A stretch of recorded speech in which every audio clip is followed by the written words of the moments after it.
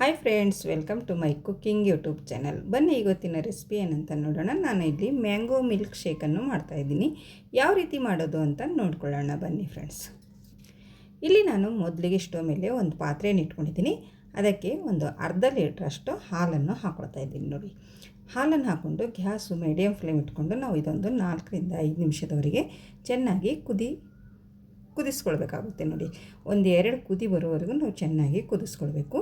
ನೋಡಿ, ಈ ರೀತಿ 2 ಸರಿ ಕುದಿ ಬಂದ ಮೇಲೆ ನಾವು ಇದಕ್ಕೆ ಸಕ್ಕರೆಯನ್ನು ಹಾಕ್ಕೊಳ್ಳೋಣ. ನೋಡಿ, ರುಚಿಗೆ ತಕ್ಕಷ್ಟು ನೀವು ಸಕ್ಕರೆಯನ್ನು ಹಾಕ್ಕೊಳ್ಬೋದು, ನೋಡಿಕೊಂಡು ಹಾಕ್ಕೊಳ್ಳಿ.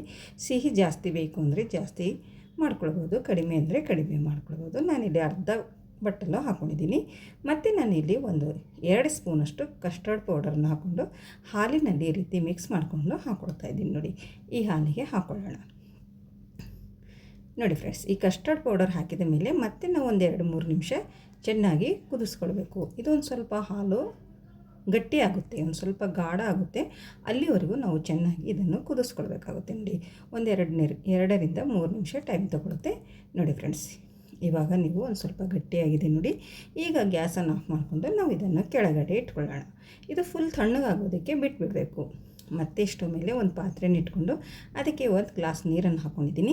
ಇವಾಗ ನಾವು ಒಂದು ಅರ್ಧ ಬಟ್ಟಲಷ್ಟು ಸಾಬ್ದಾಣಿಯನ್ನು ಕುದಿಸ್ಕೊಳ್ಬೇಕಾಗುತ್ತೆ. ನೋಡಿ, ಇದರಲ್ಲಿ 2 ರೀತಿಯ ಸಾಬ್ದಾಣಿ ಇರುತ್ತೆ. ಒಂದು ಸ್ವಲ್ಪ ಬಾರೀಕ್ ಇರುತ್ತೆ, ಒಂದು ಸ್ವಲ್ಪ ದಪ್ಪ ಇರುತ್ತೆ. ನೀವು ಯಾವುದರನ್ನಾದರೂ ಉಪಯೋಗಿಸ್ಕೊಳ್ಬೋದು. ನೋಡಿ, ಈ ರೀತಿ ಒಂದು 4ರಿಂದ 5 ನಿಮಿಷ ಕುದಿಸ್ಕೊಂಡ್ರೆ ಸಾಕು.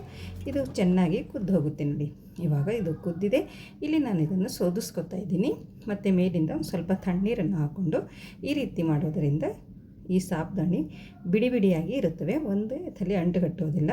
ಈ ರೀತಿ ತಣ್ಣೀರು ಹಾಕೋದ್ರಿಂದ ಈ ರೀತಿ ಬಿಡಿ ಬಿಡಿಯಾಗಿ ಇರುತ್ತವೆ. ನೋಡಿ, ಈ ರೀತಿ ಮಾಡಿಕೊಂಡು ನಾವು ಇದನ್ನು ಕೂಡ ಒಂದು ಸೈಡಲ್ಲಿ ಇಟ್ಕೊಳ್ಳೋಣ. ಇದು ಕೂಡ ತಣ್ಣಗಾಗೋದಕ್ಕೆ ಬಿಟ್ಬಿಡೋಣ. ಮತ್ತು ಒಂದು ಬಟ್ಟಲಲ್ಲಿ ನಾನಿಲ್ಲಿ ಸಬ್ಜಾ ಸೀಡ್ಸನ್ನು ನೆನೆಸ್ಕೊತಾ ಇದ್ದೀನಿ. 1.5 ಚಮಚದಷ್ಟು ನಾನಿಲ್ಲಿ ಸಬ್ಜಾ ಸೀಡ್ಸ್ ತೊಗೊಂಡಿದ್ದೀನಿ. ಇದಕ್ಕೆ ನೀರನ್ನು ಹಾಕ್ಕೊಂಡು ನಾವು ಇದು ಒಂದು 10ರಿಂದ 15 ನಿಮಿಷ ಇದು ನೆನೆಯೋದಕ್ಕೆ ಬಿಟ್ಬಿಡೋಣ. ಅಲ್ಲಿವರೆಗೆ ಇದು ಚೆನ್ನಾಗಿ ನೆಂದು ಹೋಗುತ್ತೆ. ನೋಡಿ ಫ್ರೆಂಡ್ಸ್, ಇವಾಗ ನಾವು ಇಲ್ಲಿ 2 ಮಾವಿನ ಹಣ್ಣನ್ನು ತೊಗೊಂಡಿದ್ದೀನಿ. ಈ ಮಾವಿನ ಹಣ್ಣಿನಲ್ಲಿರುವ ಈ ಪಲ್ಪನ್ನು ಮಾತ್ರ ನಾನು ತೆಗೆದು ಇಟ್ಕೊಂಡಿದ್ದೀನಿ. ನೋಡಿ, ಇವಾಗ ಒಂದು ಮಿಕ್ಸಿ ಜಾರನ್ನು ತೊಗೊಂಡು ಈ ಮಾವಿನ ಹಣ್ಣಿನ ಪಲ್ಪನ್ನು ನಾವು ಮಿಕ್ಸಿ ಜಾರಿಗೆ ಹಾಕ್ಕೊಳ್ಳೋಣ. ಇದನ್ನು ಪೇಸ್ಟ್ ಮಾಡ್ಕೊಂಡು ಬರಬೇಕಾಗುತ್ತೆ. ಮಾವಿನ ಹಣ್ಣು ನೋಡಿ ಮಿಕ್ಸಿ ಮಾಡ್ಕೊಂಡು ಬಂದಿದ್ದೀನಿ. ಯಾವ ರೀತಿ ಆಗಿದೆ ಅಂತ ನೋಡ್ಕೊಳ್ಳಿ. ಈ ರೀತಿ ಮಾವಿನ ಹಣ್ಣು ಥರ ಕಾಣಿಸ್ಬಾರ್ದು, ಪೂರ ಫುಲ್ ನುಣ್ಣಗೆ ಪೇಸ್ಟ್ ಆಗಬೇಕು. ನೋಡಿ, ಇವಾಗ ಇದು ನಮ್ಮ ಮ್ಯಾಂಗೋ ಪ್ಯೂರಿ ರೆಡಿಯಾಗಿದೆ.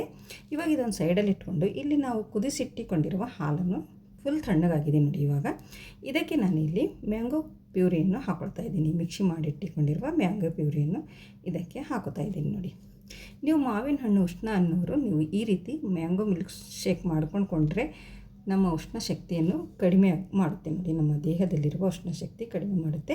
ಮತ್ತು ಒಂದು ಸ್ವಲ್ಪ ನೆನೆಸಿಟ್ಟಿಕೊಂಡಿರುವ ಸಬ್ಜಾ ಸೀಡ್ಸ್ ಹಾಕ್ಕೊಂಡಿದ್ದೀನಿ. ಮತ್ತು ನಾವು ಕುದಿಸಿಟ್ಟಿಕೊಂಡಿರುವ ಸಾಬ್ದಾಣಿ ಕೂಡ ಹಾಕ್ಕೊಂಡಿದ್ದೀನಿ. ನೋಡಿ, ಮತ್ತು ನಾನಿಲ್ಲಿ ಒಂದು ಮಾವಿನ ಹಣ್ಣು ಈ ರೀತಿ ಚಿಕ್ಕ ಚಿಕ್ಕ ಪೀಸ್ಗಳನ್ನಾಗಿ ಕಟ್ ಮಾಡಿಕೊಂಡು ಹಾಕೋತಾ ಇದ್ದೀನಿ. ನೋಡಿ, ಈ ರೀತಿ ನೀವು ಒಂದು ಸರಿ ಮಾವಿನ ಹಣ್ಣಿನ ಮಿಲ್ಕ್ ಶೇಕ್ ಮಾಡ್ಕೊಂಡು ಕುಡೀರಿ. ತುಂಬಾ ಇಷ್ಟಪಟ್ಟು ಕುಡಿತೀರಿ. ಮತ್ತು ಮನೆಯಲ್ಲಿ ಎಲ್ಲರಿಗೂ ತುಂಬ ಇಷ್ಟ ಆಗುವಂಥ ಮಿಲ್ಕ್ ಶೇಕ್ ಅಂತಲೇ ಹೇಳ್ಬೋದು. ಇದನ್ನು ನಾನು 1 ತಾಸು ಫ್ರಿಜ್ನಲ್ಲಿ ಇಟ್ಕೋತಾ ಇದ್ದೀನಿ. 1 ತಾಸು ಆದಮೇಲೆ ಮತ್ತೆ ತರ್ತಾಯಿದ್ದೀನಿ. ನೋಡಿ, ಫುಲ್ ಇವಾಗ ಇದು ಕೂಲಾಗಿದೆ. ನೋಡಿ, ಈ ರೀತಿ ನಾವು ಕೂಲಾಗಿ ಮಾಡ್ಕೊಂಡ್ರೆ ರುಚಿ ತುಂಬಾ ಚೆನ್ನಾಗಿರುತ್ತೆ. ಇಲ್ಲಿ ನಾನು ಗ್ಲಾಸಲ್ಲಿ ಸರ್ವ್ ಮಾಡ್ತಾಯಿದ್ದೀನಿ. ಅದಕ್ಕೆ ಒಂದೊಂದು ಸ್ಪೂನಷ್ಟು ಸಬ್ಜಾ ಸೀಡ್ಸ್ ಹಾಕ್ಕೊಂಡಿದ್ದೀನಿ. ಇವಾಗ ಈ ಮ್ಯಾಂಗೋ ಮಿಲ್ಕ್ ಶೇಕನ್ನು ಹಾಕ್ಕೊತಾ ಇದ್ದೀನಿ. ನೋಡಿ, ಸೂಪರಾಗಿರುವ ನಮ್ಮ ಈ ಮ್ಯಾಂಗೋ ಮಿಲ್ಕ್ ಶೇಕ್ ಅಂತೂ ರೆಡಿ ಆಯಿತು. ನೀವು ಮ್ಯಾಂಗೋ ಉಷ್ಣ ಇದೆ ಅಂತ ಅನ್ನೋರು ಈ ರೀತಿ ನೀವು ಈ ಮಿಲ್ಕ್ ಶೇಕನ್ನು ಮಾಡ್ಕೊಂಡು ಕುಡೀರಿ. ತುಂಬಾ ಒಳ್ಳೆಯದು, ಆರೋಗ್ಯಕ್ಕೂ ತುಂಬ ಒಳ್ಳೆಯದು, ನಮ್ಮ ದೇಹದ ಉಷ್ಣತೆಯನ್ನು ಕೂಡ ಕಡಿಮೆ ಮಾಡುತ್ತೆ. ನೋಡಿ, ಐ ಹೋಪ್ ಇವತ್ತಿನ ವಿಡಿಯೋ ಇಷ್ಟ ಆಗಿದೆ ಅಂತ ಅನ್ಕೋತೀನಿ. ಇಷ್ಟ ಆದರೆ ಒಂದು ಲೈಕ್ ಮಾಡಿ ಮತ್ತು ನಿಮ್ಮ ಫ್ಯಾಮಿಲಿ ಫ್ರೆಂಡ್ಸಿಗೆ ಶೇರ್ ಮಾಡಿ. ಫ್ರೆಂಡ್ಸ್, ನೀವೊಂದು ಸರ್ತಿ ಮನೆಯಲ್ಲಿ ಮಾಡಿ ನೋಡಿ ಹೇಗೆ ಬಂತು ಅಂತ ಕಮೆಂಟಲ್ಲಿ ತಿಳಿಸಿ. ಮತ್ತು ನನ್ನ ಚಾನಲನ್ನು ಯಾರು ಸಬ್ಸ್ಕ್ರೈಬ್ ಮಾಡಿಕೊಂಡಿಲ್ಲ ಅವರು ಸಬ್ಸ್ಕ್ರೈಬ್ ಮಾಡಿಕೊಳ್ಳಿ. ಮತ್ತು ಸಿಗೋಣ ಮುಂದಿನ ವಿಡಿಯೋದಲ್ಲಿ ಈಸಿ ರೆಸಿಪಿಯೊಂದಿಗೆ. ಅಲ್ಲಿವರೆಗೂ ಓಕೆ, ಬಾಯ್ ಬಾಯ್ ಫ್ರೆಂಡ್ಸ್.